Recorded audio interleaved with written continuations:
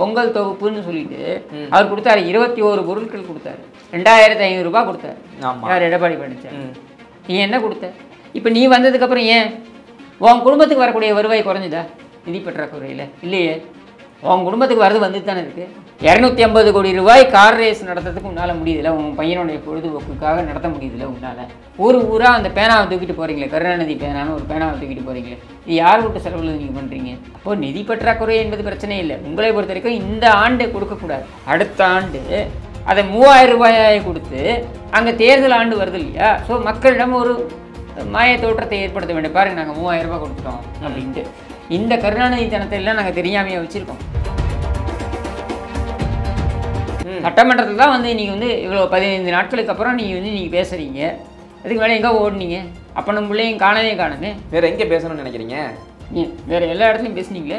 ஒரு ஜமக்காலத்தை எடுத்துகிட்டு ஓடுனீங்க. எல்லா ஊராக போய் உட்காந்துக்கிட்டு ஒரு ஜமக்காலத்தை விரிச்சுக்கிட்டு லேகியம் விற்கிற மாதிரி உட்காந்துக்கிட்டு நான் சொல்கிறேன் இதை செய்வேன். ஆனால் சட்டசபையிலே முதல்வர் ஸ்டாலின் பேசியிருக்காரு. யார் அந்த சார்ந்து தெரிஞ்சால் சொல்லிட்டு போங்கலாம் பேசுகிறாரு. அப்புறம் நான் பச்சையாக சொல்லட்டுமா, கெட்ட வார்த்தையில் சொல்லட்டுமா? யார் விபச்சாரியிடம் சென்று விட்டு காசு கொடுக்காமல் தகராறு செய்தார்கள் எடுப்போமா?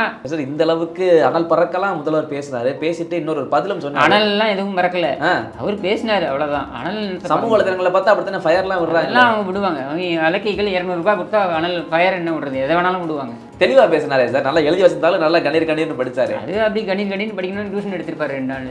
ஒரே காரணத்துக்காக நீ உட்காந்துருக்க, உன் பையனை எப்படியா முதலமைச்சர் ஆக்கணுன்ற ஒரே காரணத்துக்காக தான் நீ உட்காந்துருக்க. வேற எதுக்காகவும் நீ உட்காரல. வேற எதுவும் உனக்கு தெரியவும் தெரியாது. கேட்டாதான் அவர் சொல்றாரு, நீங்களாம் பேச தகுதியே இல்லை, பொள்ளாச்சி ஆட்கள் நீங்களா, பெரிய சம்பவம் ஒரு எடுத்துக்காட்டு. அப்படிலாம் எடுத்துக்கிட்டீங்கன்னாக்க திமுகவினர் வாயே திறக்கக்கூடாது. ஏன்னா சட்டமன்றத்திலே பொம்பளையோட புடவை பிடிச்சி இழுத்தவங்க தானே இவங்க. திமுக காரனை பற்றி என்னங்க பரவலாக இங்கே இருக்கக்கூடிய பேச்சு? லேம்ப் போஸ்ட்டுக்கு புடவை சுற்றினாலும் உரசி பார்ப்பான் திமுக காரன் அப்படின்றது தானே. மகளிர் அணியுடைய கூட்டத்தில் அந்த கனிமொழி அவங்க உட்காந்து பேசிக்கிட்டு இருக்காங்க. காவல்துறையை காப்பாற்ற வேண்டும், வேற வழி கிடையாது. காவல்துறையை பற்றி நாக்க கொடுக்குற மாதிரி கேள்வி கேட்கும் நீதிமன்றம்ன்றதுனால. ஒப்புக்கு 4 வழக்கு. இந்த வழக்கை வச்சு என்ன பண்ணுறது? நாக்க தான் வழிக்கணும். ஏன் முதல்வர் சொன்னால் கூட திமுக கேட்க மாட்டாங்களா? நீங்கள் கவுன்சிலர் புருஷனே கேட்க மாட்டாங்க இவர் சொல்கிறத.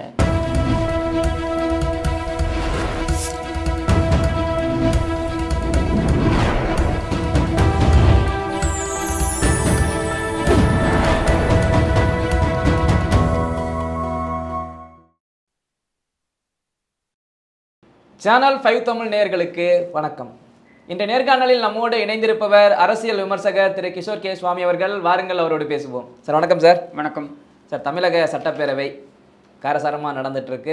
அந்த சார் யார், இன்னொரு பக்கம் ஆளுநருடைய புறக்கணிப்பு, இதெல்லாம் பேசப்பட்டு வருது. ஆனால் விஜயகாந்த் சார் சொல்கிற மாதிரி ஒரு பக்கத்தை தானே காட்டினீங்க, மறுபக்கத்தை காட்டலை அப்படின்ற மாதிரி திமுகவினர் பேசக்கூடிய மட்டும்தான் நேரலை ஆகுது, ஒளிபரப்பாகுது. அதிமுகவினர் பேசக்கூடியதெல்லாம், எதிர்கட்சி பேசக்கூடியதெல்லாம் எதுவுமே வரலன்னு சொல்லி ஒரு குற்றச்சாட்டை வைக்கிறாங்க. இதை நீங்கள் எப்படி பார்க்குறீங்க? எதிர்ச்சியாக நடந்த மாதிரி இருக்கா, இல்லை திட்டமிட்ட ஒரு வேலை தானே? காலங்காலமாக, அதாவது 3.5 ஆண்டுகளாக இந்த சட்டமன்றத்தை எடுத்துக்கிட்டிங்கனாக்க, இந்த சட்டசபையை எடுத்துக்கிட்டிங்கன்னா கடந்த 3.5 ஆண்டுகளாக மிக குறைவான நாட்கள் தான் நடந்திருக்கு. 130 சில்லறை நாட்கள் தான் நடந்திருக்கு. அதுவே ஒரு கேள்விக்குறி தான். ஏன் இத்தனை குறைவான நாட்கள் நடத்தியிருக்கீங்க அப்படின்னு சொல்லிட்டு. ஏன் இவர்களுடைய தேர்தல் அறிக்கையில் நீங்கள் எடுத்து பார்த்தீங்கன்னாக்க, குறைந்தபட்சம் நாங்கள் ஒவ்வொரு ஆண்டும் பார்த்தீங்கன்னாக்க ஒரு 50லேருந்து 60 70 நாட்களாவது நாங்கள் சட்டமன்றத்தை நடத்துவோம்லாம் உத்தரவாதம்லாம் கொடுத்தாங்க. அப்போ அந்த உத்தரவாதம்லாம் என்ன ஆச்சு? அது காற்றுல பறந்துருச்சா அப்படின்ற கேள்வி வருது. அப்படியாக நடத்தப்படுகின்ற சட்டமன்றத்தில் இவர்கள் கொடுத்த இன்னொரு உத்தரவாதம் என்ன? சட்டமன்றத்துடைய விவாதங்கள் நேரடி ஒளிபரப்பு செய்யப்படும், நேரலை ஒளிபரப்பு செய்யப்படும்னு. அதையும் செய்யலை. எதிர்க்கட்சி தலைவர் பேசும்பொழுதெல்லாம் அந்த நேரலை துண்டிக்கப்படுகிறது. இப்போ இன்றைக்கே எடுத்துக்கிட்டிங்கன்னா, அது கேபி முனுசாமி அவருடைய தொகுதி சம்பந்தப்பட்ட விவகாரங்களை பேசுகிறாரு, அவரை காமிக்கல, வெறும் ஆளுங்கட்சி தரப்பை மட்டும் காமிக்கிறாங்க. அப்போ இதிலேருந்தே ரொம்ப தெளிவாகுது, இவங்களை பொறுத்த வரைக்கும் இவங்களுக்கு ஜனநாயக மாண்பு என்பதனை கடைபிடிக்க வேண்டும் என்ற குறைந்தபட்ச அந்த பொறுப்புணர்வு கூட கிடையாது என்று தெளிவாயிடுச்சு. இதில் வேற என்ன எதிர்பார்க்க முடியும் இந்த அரசாங்கத்திட்ட?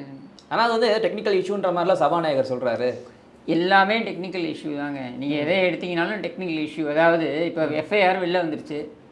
அண்ணா பல்கலைக்கழகத்துடைய அந்த மாணவி சம்பந்தப்பட்ட அந்த எஃப்ஐஆர் வெளியில் கசிய விடப்பட்டது. சரியா? அப்போ இதுக்கு என்ன சொன்னார் கமிஷனர்? டெக்னிக்கல் இஷ்யூ அப்படின்னாரு. அது என்ன, நம்ம என்ன டிசம்பரில் இந்த சம்பவம் நடந்தது. சரியா? ஜூலை 1லேருந்து நம்ம வந்து ஐபிசியிலேருந்து இபிகோவிலேருந்து பிஎன்எஸ்க்கு மாறிட்டோம், பாரதிய நியாய சம்ஹிதாக்கு மாறிட்டோம். அப்படின்னும் பொழுது ஜூலைலேருந்து டிசம்பர் வரைக்கும் உங்களுக்கு டெக்னிக்கல் இஷ்யூ இருந்ததா? அப்போ எத்தனை எஃப்ஐஆர் இந்த மாதிரி பொதுவுக்கு வந்து விசாரணை பண்ண போகிறீங்களா? அதனால் இது மாதிரி டெக்னிக்கல் இஷ்யூன்னு சொல்லி தப்பிக்கிறதுன்றது வந்து இயல்பாக இவர்களுக்கு அனாயசமாக வரக்கூடிய விஷயம், ஒரு வழிமுறை தான். நாம் கேட்குறது என்னன்னா, எதிர்கட்சி என்பதே இங்கே இயங்கக்கூடாது, எதிர்குரல் என்பதே இங்கே இருக்கக்கூடாது. அதுதான் இந்த திராவிட மாடல் அரசாங்கம் என்று சொல்லக்கூடிய இந்த விடியா ஆட்சியுடைய கோட்பாடாக இருக்கிறது. எதிர்குரல் தான் சரி வரக்கூடாது. காங்கிரஸ் கூட்டணியில் தான் இருக்குது. காங்கிரஸ் எம்பி மாணிக்கம் தாகூர் கூட சொல்லிட்டாரு, இது வேணுன்னே தான் பண்ணுறீங்களா, நீங்கள் எப்படி பாஜகவில் ஓம் பிர்லா பண்ணுறாரோ அது மாதிரி நீங்களும் பண்ணுறீங்களான்னு கேள்வி எழுப்புறாரு. இப்போ அது ஒரு சலசலப்பு அந்த பக்கம் வந்துருச்சோ திமுக கூட்டணிக்குள்ளேயும்? இயல்பாக யாருமே கேட்கக்கூடிய கேள்வி தானே. நீங்கள் பாராளுமன்றத்தில் என்னென்ன கேள்விகளை வைக்கிறீங்களோ, பாராளுமன்றத்துக்கு மேலே என்னென்ன குற்றச்சாட்டுகளை வைக்கிறீங்களோ அதே வந்து இங்கேயும் பொருந்தும் இல்லை. எதிர்கட்சி தலைவர் நியாயமான கேள்விகளை தானே வைக்கிறாரு. இப்போ கள்ளக்குறிச்சி விவகாரம் குறித்து நீங்கள் இந்த கள்ளக்குறிச்சி மரணங்கள் நடப்பதற்கு சில மாதங்களுக்கு முன்னரே எம்எல்ஏ வந்து அந்த தொகுதி அதிமுக எம்எல்ஏ வந்து எஸ்பிட்டு போய் புகார் கொடுக்குறாரு, எதுவும் பதில் வரல. அந்த எம்எல்ஏ அதுக்கப்புறம் கலெக்டர்கிட்ட போய் கொடுக்குறாரு, அதுக்கும் எதுவும் பதில் வரல. சட்டமன்றத்தில் கவன ஈர்ப்பு தீர்மானம் கொண்டு வருகிறார், அதற்கும் எந்த பதிலும் இல்லை. அதுக்கப்புறம் எதிர்க்கட்சி தலைவர் வாயிலாக கவன ஈர்ப்பு தீர்மானத்தை கொண்டு வராங்க, அதற்கும் எந்த பதிலும் இல்லை. எதிர்க்கட்சி தலைவர் பேசும் பொழுது அவர் குறிப்பிடுகிறார் முதலமைச்சரை பார்த்து, உங்களுடைய காவல்துறை கோட்டையை விட்டு கொண்டிருக்கிறது, நீங்கள் கள்ளச்சாராயம் ஆறாக பெருக்கெடுத்து ஓடிக்கொண்டிருக்கிறதுன்னு. அதை மீடியாவில் வராமல் செய்யணும் அப்படின்றதுக்கு காட்டிய முனைப்பை அவர் சொன்னதில் உண்மை இருக்கா அப்படின்றத, அவர் சொன்னதை அப்படியே ஏற்றுக்கணும்னு நான் சொல்ல, அவர் சொன்னதில் உண்மை இருக்கிறதா அப்படின்னு உங்களுடைய அதிகாரிகளை வைத்து விசாரிக்கக்கூடிய அந்த திறமை கூட உங்களுக்கு இல்லையே. இதனால் 60 உயிர் போச்சு. இப்போ நீங்கள் இந்த எதிர்க்கட்சி தலைவர்கள் பேசுவது வெளியே வரக்கூடாதுன்னு செய்கிறதுனால யாருக்கு பாதிப்பு? மக்களுக்கு தான் பாதிப்பு. தெரிஞ்சுதான் பண்ணுறாங்களா இல்லை தெரியாமல் பண்ணுறாங்க? தெரிஞ்சுதான் பண்ணுறாங்க. இது தெரியாமல் எப்படி பண்ணுவாங்க? தெரிஞ்சுதான் பண்ணுறாங்க. இவங்களை பொறுத்த வரைக்கும் இப்போ எதிர்க்கட்சி தலைவர்களுக்கு, அதாவது எதிர்க்கட்சி தலைவராக கூட எடப்பாடி பழனிசாமி அவர்களுக்கு அந்த முக்கியத்துவம் என்பது வந்து விடக்கூடாது. ஏன்னா அவர் ஒரு தலைவர் அப்படின்ற முக்கியத்துவம் வந்து விட்டால் இங்கே எடப்பாடி பழனிசாமியா ஸ்டாலினா அப்படின்றத போட்டி வரக்கூடாது. ஸ்டாலினுக்கு எதிராக பல எதிர்க்கட்சி தலைவர்கள் இருக்கிறார்கள் போன்ற ஒரு பிம்பத்தை ஏற்படுத்த வேண்டும் அப்படின்றதான் இவங்க எண்ண ஓட்டம். அதனால் எந்த ஒரு தலைவருக்கும் அந்த முழு கவனம் சென்று விடக்கூடாது, மீடியாவுடைய முழு கவனம் சென்று விடக்கூடாது அப்படின்றதுல ரொம்ப தெளிவாக இருக்காங்க. ஆனால் இவர்களுக்கு ஒன்றும் புரியல. அனைத்து அண்ணா திராவிட முன்னேற்ற கழகம் பிரதான எதிர்க்கட்சி மட்டுமில்லாமல் அது அன்றாடும் மக்களிடம் புழங்கி கொண்டிருக்கின்ற ஒரு இயக்கம். தொண்டர்கள் மத்தியிலையோ இல்லை மற்ற இதுலையோ நீங்கள் வந்து புழங்கி கொண்டிருக்கின்ற இயக்கம் அப்படின்னும் பொழுது, இங்கே மாற்றுன்னு வரும்பொழுது உன்னை தூக்கி எறிந்து விட்டு அவர்களைத்தான் கொண்டு வர வேண்டும் என்று மக்கள் நினைப்பார்கள். எவ்வளோ நாளைக்கு நீ அந்த இருட்டடிப்பை செய்ய முடியும்? இன்றைக்கி மீடியா மாறிட்டே வருதில்ல, இன்றைக்கி வேறு வழியே இல்லாமல் அந்த கவனத்தை அங்கே கொண்டுக்க வேண்டிய அவசியம் இருக்குல்ல. இப்போ நீங்கள் 3.5 ஆண்டுகளாக இவங்க என்ன உருட்டியிருக்காங்க மீடியாவில் நீங்கள் எடுத்து பாருங்கள், இந்த விவாதங்களை எடுத்து பாருங்கள். 70% முக்கால்வாசி விவாதங்கள் எது குறித்து இருந்திருக்கிறதுன்னு எடுத்து பார்த்தீங்கன்னாக்க மனசாட்சியே இல்லாமல், தயவு தாட்சண்யமே பார்க்காம, இரட்டை இலை யார் பக்கம் இருக்கும், ஒற்றை தலைமையா இரட்டை தலைமையா, ஓபிஎஸ் கை ஒங்குகிறதா இபிஎஸ் கை ஒங்குகிறதா, என்ன திடீரென்று நுழைந்து விட்டார் சசிகலா, இப்படியே தான் விவாதங்கள். இது எந்த விவாதங்களும் பார்த்தீங்கன்னா மக்களுடைய அடிப்படை பிரச்சனை சார்ந்து இருந்ததே கிடையாது. இந்த 3.5 ஆண்டுகளில் இப்படி தான் இருந்திருக்கு. 3.5 ஆண்டுகள் சொல்ல முடியாது, 4 ஆண்டுகள் வந்து நெருங்கிட்டு இருக்கோம். ஏன்னா இப்போ ஜனவரியில் அது மட்டும் தான் பேசணுமா? திமுக அரசின் சாதனைகள்லாம் யாரும் பேசலையா? சாதனைகள் என்ன இருக்கு? இருந்தால் தானே பேசுறது. அவங்க பட்டியெல்லாம் இடுறாங்களே, சாதனை பட்டியல் சொல்லுங்க, தெரிஞ்சுக்கிறேன் சொல்லுங்க, ஏதாவது சாதனைகள்னு சொல்லுங்க. இந்த 1000 ரூபாய்ன்னு வாங்க, சரியா? இந்த 1000 ரூபாய் எல்லாருக்கும் போச்சா? நீங்கள் என்ன சொன்னீங்க, என்ன சொல்லிட்டு வந்தீங்க? அனைத்து மகளிருக்கும் 1000 ரூபாய் வழங்கப்படும்னு சொன்னீங்களா இல்லையா? அனைத்து குடும்ப தலைவிகளுக்கும் 1000 ரூபாய். அப்புறம் அந்த மகளிருக்கே தகுதி இருக்கா இல்லையான்றதை நீங்கள் முடிவு பண்ணுவீங்க. நீங்கள் யார்? என் வீட்டு பெண் தகுதி வாய்ந்தவரா இல்லையா என்று முடிவெடுப்பதற்கு நீ யார்? அதுவும் என் பணத்தில், உன் பணத்துலேருந்து தரேன்னாக்கா நீ தகுதி முடிவு பண்ணலாம். என் பணத்தில் என் வீட்டு பெண்ணுக்கு தகுதி இருக்கா இல்லையான்றதை நீ முடிவு பண்ணுவேன்றது நான் ஏன் ஏற்றுக்கணும்? இது நீ எங்கள் வீட்டு பெண்களை அவமானப்படுத்துகின்ற செயலா இல்லையா? கிட்டத்தட்ட ஒரு 70 லட்சத்துல 80 லட்சம் பெண்களுக்கு வந்து தகுதியற்றவர்கள், குடும்ப பெண்கள்னு சொல்லிட்டு இவங்கெல்லாம் குடும்ப பெண்கள் இல்லையா? அப்போ உரிமை தொகை வாங்கத்தானே தகுதி இல்லை நாங்கள். அப்புறம் பொருளாதாரத்தின் குடும்ப அடிப்படையில் பெண்களுக்கு தான் நான் வந்து குடும்ப பெண்களுக்கு தான் நான் கொடுப்பேன்னு நீங்கள் சொல்கிறீங்க. அப்போ அந்த குடும்ப பெண்களுக்கு கொடுப்பேன் அப்படின்றதுல இவங்க தகுதி இல்லைன்னா இவங்க குடும்ப பெண்கள் இல்லையா? சொல்லுங்கள். அது என்ன பொருளாதாரத்தின் அடிப்படையில் நீங்கள் அந்த வாக்குறுதியை கொடுத்தீங்களா? நீங்கள் கொடுத்த வாக்குறுதி என்ன சார்? குடும்ப தலைவிக்கு, குடும்ப பெண்களுக்கு அந்த 1000 ரூபாய் ஊக்கத்தொகை வழங்கப்படும், இதான உங்களோட வாக்குறுதி. பொருளாதாரத்தின் அடிப்படையில் வழங்குவோம்னு சொன்னீங்களா? இல்லை. அப்போ உங்கள் வாக்குறுதி அடிப்படையாக எடுத்தால் நான் பேசுவேன். அப்போ இந்த 80 லட்சம் பெண்கள் குடும்ப தலைவி இல்லையா? குடும்ப பெண்கள் இல்லையா? நீ யார் நிர்ணயம் பண்ணுவதற்கு? யார் குடும்ப பெண்? அதை நிர்ணயம் செய்வதற்கான தகுதி மூலம் உன் குடும்பத்துக்கு இருக்கா? உன் குடும்பத்துக்கு மேலே அந்த தகுதி இருக்கா? இந்த கேள்வியை பகிரங்கமாக கேட்குறேன். நீ யார் என் வீட்டு பெண்ணுக்கு வந்து தகுதி இருக்கான்றதுக்கு நீ முடிவு பண்ணுறதுக்கு நீ யார்? அதுவும் என் பணத்தில் உன் வீட்டு சொத்து நீ கொள்ளையடிச்சு வச்சிருக்கிய அடுத்த ஒரு 60 தலைமுறைக்கு. அந்த கொள்ளையடித்த சொத்துலேருந்து நாங்கள் கேட்குறோம். எங்கள் பணத்தை எங்களுக்கு தரத்துக்கு, எங்களுக்கு தகுதி நிர்ணயம் செய்வதற்கு நீ யார்? இப்படி நிறைய சொல்லிகிட்டே போகலாம். ஒவ்வொரு வாக்குறுதியாக நீங்கள் எடுத்து வைத்து பார்த்தீர்கள் என்றால் எதையுமே இவர்கள் முழுமையாக, அதாவது எதையுமே நிறைவேற்றியது கிடையாது. அப்படியே நிறைவேற்றுகிறோம் என்று சொல்லக்கூடியதும் கூட முழுமையாக நிறைவேற்றவில்லை. 95% நிறைவேற்றம்னு சொல்கிறாங்களே. இவன் கொள்ளையடிக்கணும்னு வைத்த நிர்ணயம் பண்ண அந்த பணத்தை வேணால் சொல்லலாம். இவன் குடும்பத்துக்கு அடிச்சுட்டு போகணும்னு சொன்னாங்க இல்லையா? அது 97% இவங்க நிறைவேற்றிருக்கலாம். அந்த 3% முட்டமே அப்படின்ற வருத்தம் அவங்களுக்கு இருக்கலாம். மற்றபடி அது கூட செந்தில் பாலாஜி ஜெயிலுக்கு போனதுனால அந்த பின்னடைவு. அவர் ஜெயிலுக்கு அந்த ஒரு 10 மாதமோ என்னமோ, அவர் 11 மாதமோ, 1 வருஷத்துக்கு 1 வருஷம் 2 மாதமோ என்னமோ அவர் வெளில இருந்திருந்தாருன்னா அந்த 3% கேப்பையும் ஃபில் பண்ணி கொடுத்துருப்பாரு. மற்றபடி நீ என்ன இப்போ இது நீ மக்களுக்கு என்ன வாக்குறுதியை கொடுத்து நீ நிறைவேற்றின நீ பெருமைப்படுற? வெளில வந்து மக்கள்கிட்ட கேளு, அவங்க சொல்லட்டும். நேற்றுக்கு போயிருந்தேங்க இங்கே என்னுடைய ஏரியாவில் பக்கத்தில் இருக்கக்கூடிய ஒரு குடிசை பகுதிகள் இருக்கக்கூடிய அந்த இடத்துக்கு போயிருந்தேன். அவங்க காரி துப்புறாங்க. பொங்கல் தொகுப்புன்னு சொல்லிட்டு அவர் கொடுத்தாரு. 21 பொருட்கள் கொடுத்தாரு. 2500 ரூபாய் கொடுத்தாரு. யார்? எடப்பாடி பழனிசாமி. நீ என்ன கொடுத்த? ஒன்றும் கிடையாதுன்ட்ட. 3 பொருட்களாம். நிதி பற்றாக்குறைன்னு சொல்கிறாரு. அப்போ நிதி பற்றாக்குறை அப்போ வந்து அவர் காலத்தில் இல்லையா? அவங்களும் கடன் வாங்கி தானே நிர்வாகம் நடத்தினாங்க. ஆனால் அப்போ சொன்னாங்களே, கொடுக்க சொன்னதே நாங்கள் தான் சொன்னாங்களே. 5000 ரூபாய் கொடுக்குறேன்னு சொன்னீங்களே. இஷ்டத்துக்கு கொடுக்க சொல்ல வேண்டியது தான். இப்போ நீ வந்ததுக்கப்புறம் ஏன் உன் குடும்பத்துக்கு வரக்கூடிய வருவாய் குறைஞ்சுதா? நிதி பற்றாக்குறையில் இல்லையே. உன் குடும்பத்துக்கு வரது வந்துட்டு தானே இருக்குது. 250 கோடி ரூபாய் கார் ரேஸ் நடத்துறதுக்கு உன்னால் முடியுதில்ல. உன் பையனுடைய பொழுதுபோக்குக்காக நடத்த முடியுதில்ல உன்னால். அது யார் விட்டு போனோம்? நிதி பற்றாக்குறை இருக்கக்கூடிய ஒரு மாநிலம் எதற்காக 250 கோடி ரூபாய்க்கு கார் ரேஸ் நடத்தணும்? இதனால் என்ன பலன் தமிழகத்திற்கு? ஊராக அந்த பேனாவை தூக்கிட்டு போகிறீங்களே, கருணாநிதி பேனான்னு ஒரு பேனாவை தூக்கிட்டு போகிறீங்களே, இது யார் விட்டு செலவில் நீங்கள் பண்ணுறீங்க?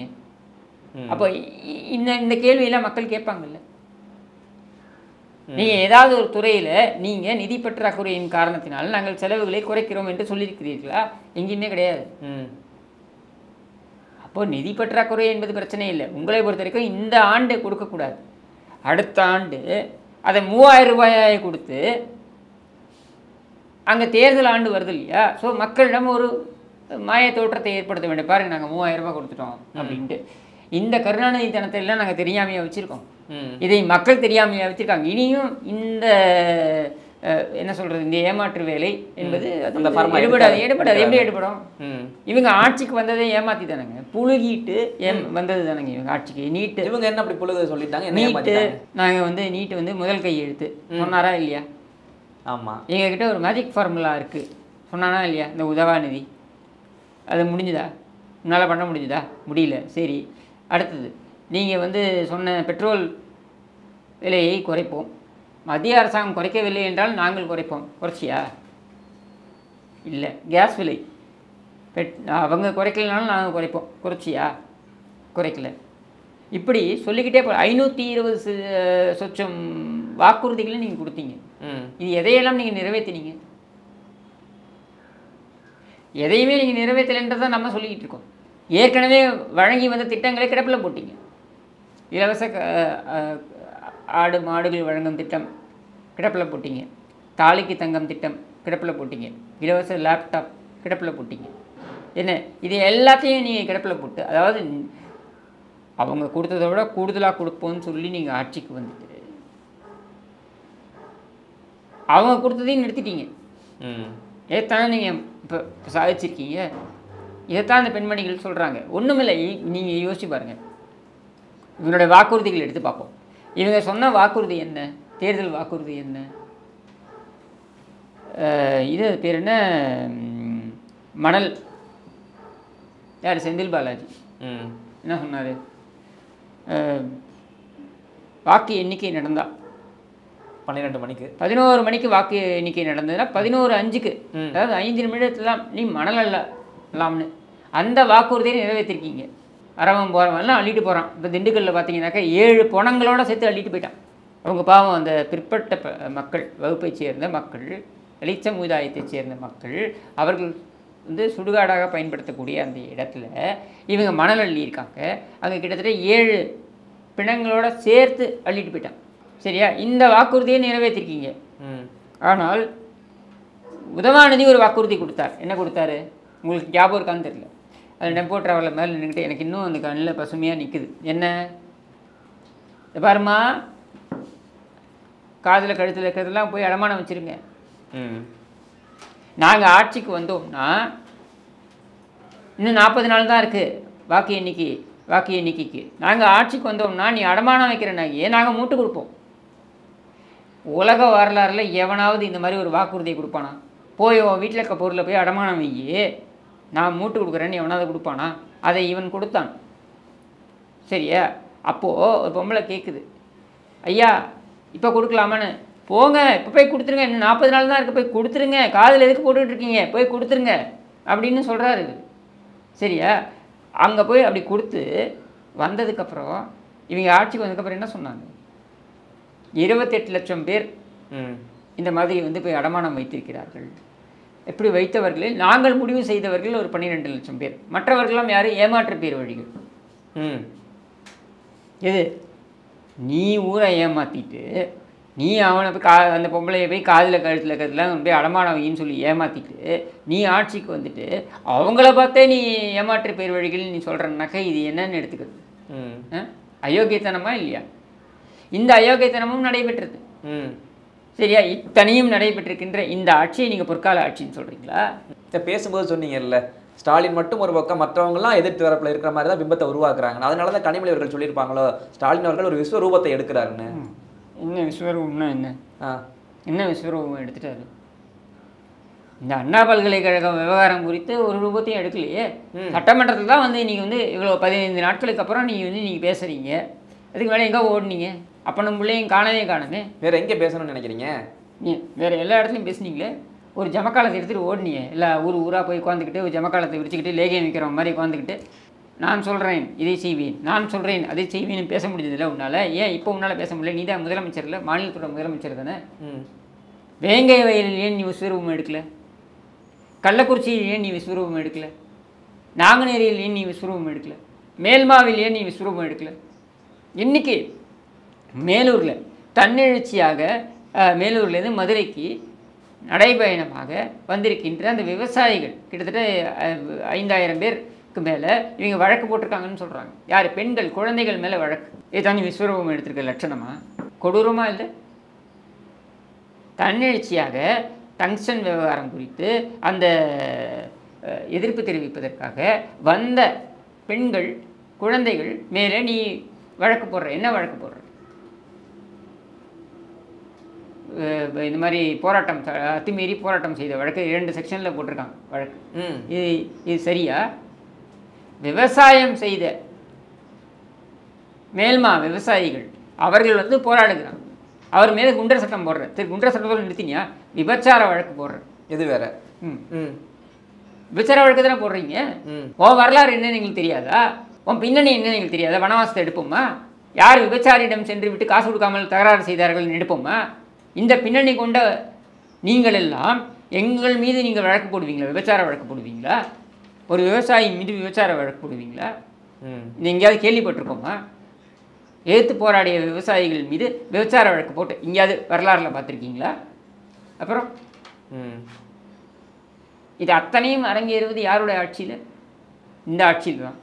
அப்போ இதை வேற என்னன்னு சொல்வீங்க? அண்ணா சட்டசபையிலே முதல்வர் ஸ்டாலின் பேசியிருக்காரு, யார் அந்த சார்ந்து தெரிஞ்சா சொல்லிட்டு போங்கலாம் பேசுறாரு. அப்புறம் நான் பச்சையாக சொல்லட்டுமா, கெட்ட வார்த்தையில் சொல்லட்டுமா? அப்புறம் என்ன கருணாநிதிக்கு நீ உட்காந்துருக்க முதலமைச்சரா? காவல்துறை எதுக்கு முன்னாடி நேரடி கண்காணிப்பில் இருக்குன்னு சொல்கிற? நாங்களே எல்லாம் எடுத்து சொல்கிறோன்னா நீ எதுக்கு? இதே தான் கொடநாடு வழக்கு விவகாரத்துலையும் நீ பேசின. அங்கே முதலமைச்சராக வந்துட்டு கொடநாடு என்னாச்சு, கொடநாடு என்னாச்சு, யோ நீ தான் ஏன் முதலமைச்சர், நீ சொல்லியா கொடநாடு என்னாச்சுன்னு? ஏன் எங்கள்கிட்ட கேட்குற? 4 வருஷமாச்சு நீ வந்து உட்காந்து முதலமைச்சரா, நீ சொல்லு கொடநாடு என்னாச்சுன்னு. உன்னை யாரும் தடுத்தாங்களா? வாய்தா மேலே வாய்தா வாங்குறது யாரு? உன்னுடைய காவல்துறை தானே, ஏன் வாங்குது? நீ சொல்லு கொடநாடு என்னாச்சுன்னு. அப்போ ஒவ்வொரு விஷயத்துலையும் எங்களை நோக்கியே நீ கேள்வி கேட்பேன்னா அப்போ நீ எதுக்கு உட்காந்துருக்காங்க?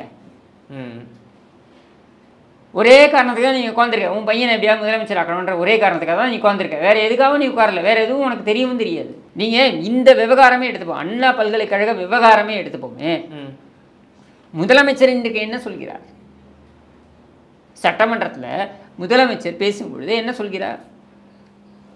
யார் அந்த சார் என்பதனை நீங்கள் எங்களுக்கு சொல்லுங்கள் அப்படின்னு சொல்கிறாரு. நான் கேட்குறேன், சார் என்ற ஒரு நபரே இல்லைன்னு ஏன் உன் ஆணையர் சொன்னார்?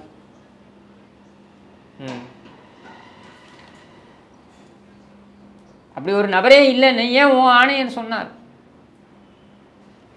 நான் மட்டும் கேட்கல, நீதிமன்றம் கேட்டது. ஆமாம், சரியா? ஒரு நபர் நீதிமன்றம் எதிர்க்கட்சிகள் அரசியல் செய்யக்கூடாது இதை வைத்து அப்படின்னு சொன்னதை வந்து மேற்கோள் காண்பிக்கக்கூடிய நீ 2 நபர்கள் நீதிமன்றம், இதே உயர் நீதிமன்றம் உன்னுடைய காவல்துறையை காரி துப்பியதே, அதற்கு தார்மீக பொறுப்பை ஏற்றுக்கொண்டு நீ பதவி விலக தயாரா? அதை நீ கவனத்தில் கொண்டாயா? அதே மாதிரி அடுத்து சொல்கிறாரு, என்னது 10 மாநகரங்கள், அதாவது இந்தியாவில் பாதுகாப்பாக இருக்கக்கூடிய 10 மாநகரங்களில் சென்னையும் கோவையும் தான் இருக்கிறது. இதே வாதத்தை தான் உன்னுடைய வக்கீல்கள், உன்னுடைய அரசு தரப்பு வக்கீல்கள் நீதிமன்றத்தில் வைத்தார்கள். அதற்கும் நீதிமன்றம் பதிலளித்திருக்கிறது. என்ன தெரியுமா? அது மக்களுடைய இயல்பான தன்மை, அதனால் குற்றச்செயல்கள் கம்மியாக இருக்குது, உங்களாலலாம் ஒன்றும் கிடையாது, நீங்கள் ஒன்றும் அதுக்கு பெருமையெல்லாம் எடுத்துக்காதீங்க இப்படின்னு சொல்லியிருக்காங்க காவல்துறையை பார்த்து நீதிமன்றம். அதையும் வசதியாக விட்டுற. இப்படி நம்ம சொல்லிக்கிட்டே போகலாம். அவருடைய இன்னைக்கு சட்டமன்றத்தில் பேசியது எல்லாமே முரண்பாடானது. அமைச்சர் சொல்கிறார் சிசிடிவி ஒர்க் பண்ணலன்னு. ஆமாம். முதலமைச்சர் சொல்கிறார் சிசிடிவியை வச்சு தான் நாங்கள் பிடிச்சோம் அப்படின்னு. கமிஷனர் அதை பற்றி எதுவுமே சொல்ல மாட்டேங்கிறார். சிசிடிவி வச்சு பிடிச்சோமா வேறு இதை வச்சு பிடிச்சோமான்றதை சொல்ல மாட்டேங்கிறார். அப்போ என்ன அர்த்தம் இது? ஒவ்வொருத்தரும் ஒரு மாதிரி பேசுவீங்க. இதில் பார்த்தீங்கன்னா குற்றப்பத்திரிகையை நாங்கள் 60 நாட்களில் தாக்கல் செய்வோம். எப்படி தாக்கல் செய்வீங்க? சிறப்பு விசாரணை குழு அமைக்கப்பட்டிருக்கு, நீதிமன்றத்தால் அமைக்கப்பட்டிருக்கு. சரியா? நீதிமன்றத்தால் அமைக்கப்பட்ட சிறப்பு விசாரணை குழு எப்பொழுது விசாரணையை முடிவு செய்கிறதோ அப்போது தான் குற்றப்பத்திரிகை தாக்கல் செய்யப்படும். நீ எப்படி 60 நாளில் தாக்கல் பண்ணுவேன்? முடிவு செய்ய வேண்டியது அந்த குழு தானே. இப்படி நிறைய முரண்பாடுகள் மட்டும்தான் இருக்கு.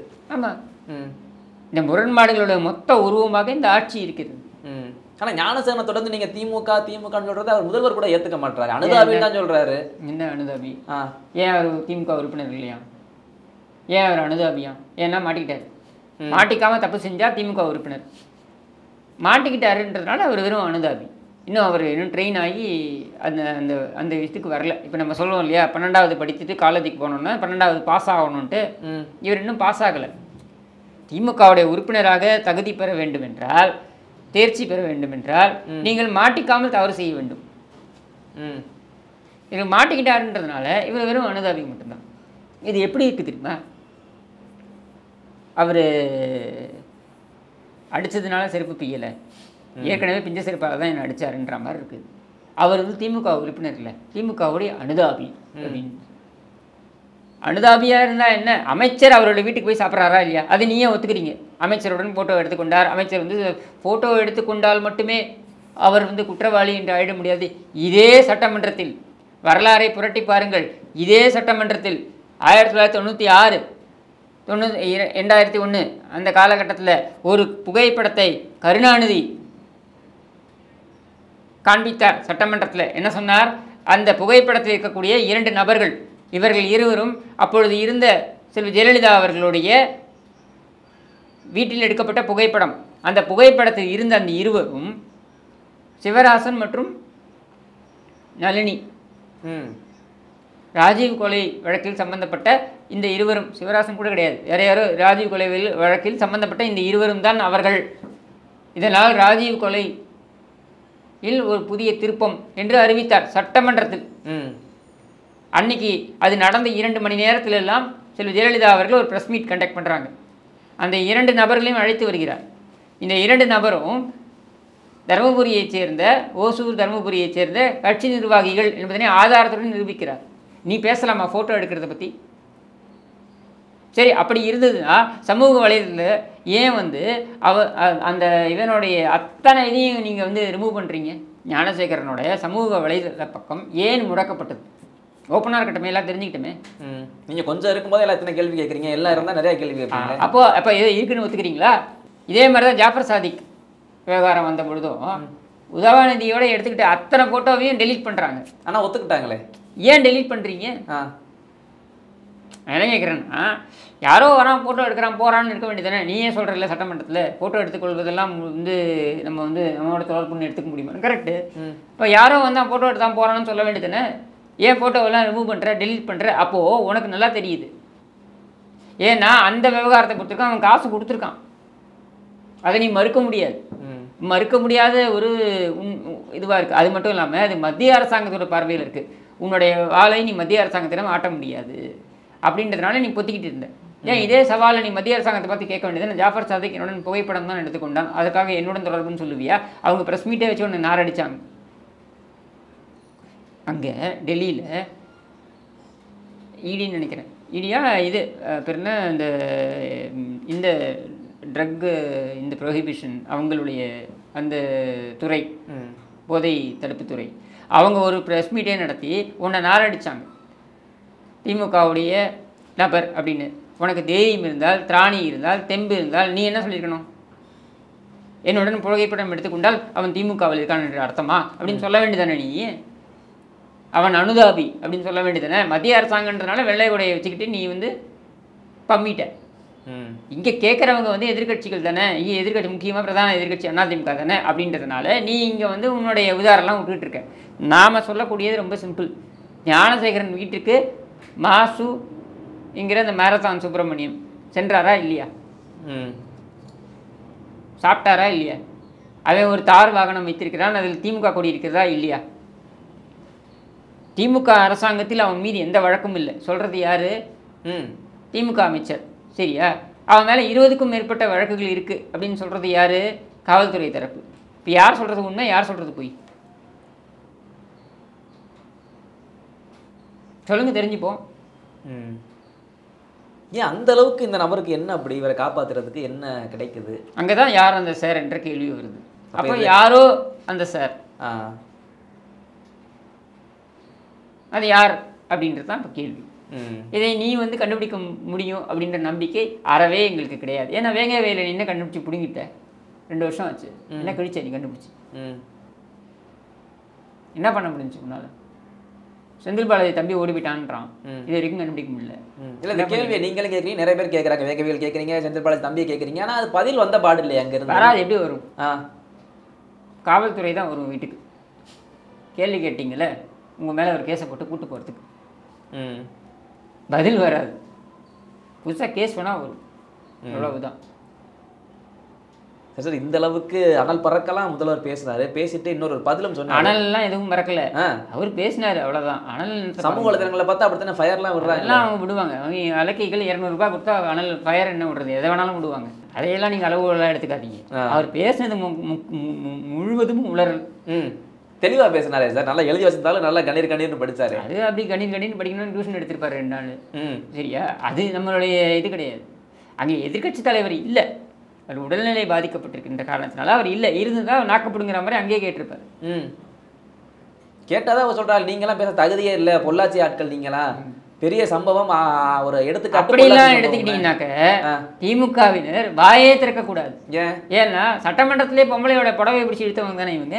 அதுக்கு ஆதாரம் கேட்குறாங்களே. என்ன ஆதாரம்? சட்டமன்றத்தில் நடந்தது என்னங்க ஆதாரம்? ஊரே பார்த்துச்சு. சட்டமன்றத்தில் செல்வி ஜெயலலிதா அவர்கள் எதிர்கட்சி தலைவர் அவருடைய சேலையை பிடித்து இழுத்தவர்கள் தானே இவர்கள். இதுக்கு என்ன கைப்புண்ணுக்கு கண்ணாணி தேவையா? ஏன்னா இவங்க பால்மலர் யார்? இதே கேட்கனர் தான் திமுக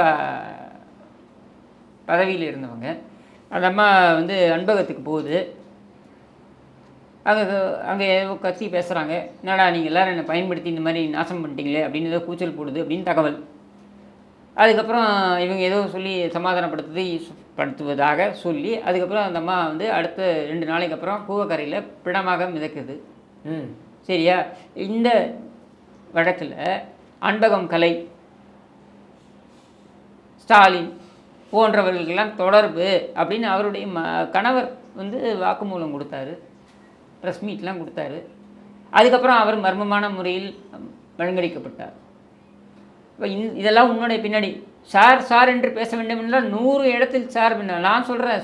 சார் என்று நாங்கள் பேச வேண்டும் என்றால் 1,00,000 இடத்தில் உன்னை பற்றி பேச வேண்டும். அத்தனை சார் இருக்காங்க. ஆமாம், அவ்வளவும் பேசணும்.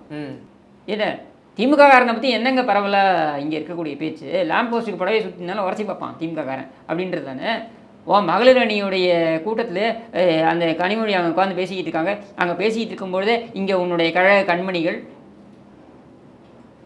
பெண் காவல்துறை அதிகாரிகிட்ட வந்து சில்மிஷத்தில் ஈடுபடலையா? அவன் ஒரு கூட்டத்தில் அவன் வந்தான் சார், நேராக வந்து என் இடுப்பு மேலே கையை வச்சான் சார்னு அந்த ஒரு திமுக பெண் உறுப்பினரே வந்து பேட்டி கொடுக்கலையா? இதுதான் உன்னுடைய லட்சணம். நீ என்ன பெரிய நடவடிக்கை எடுத்து கிழிச்சுவிட்ட?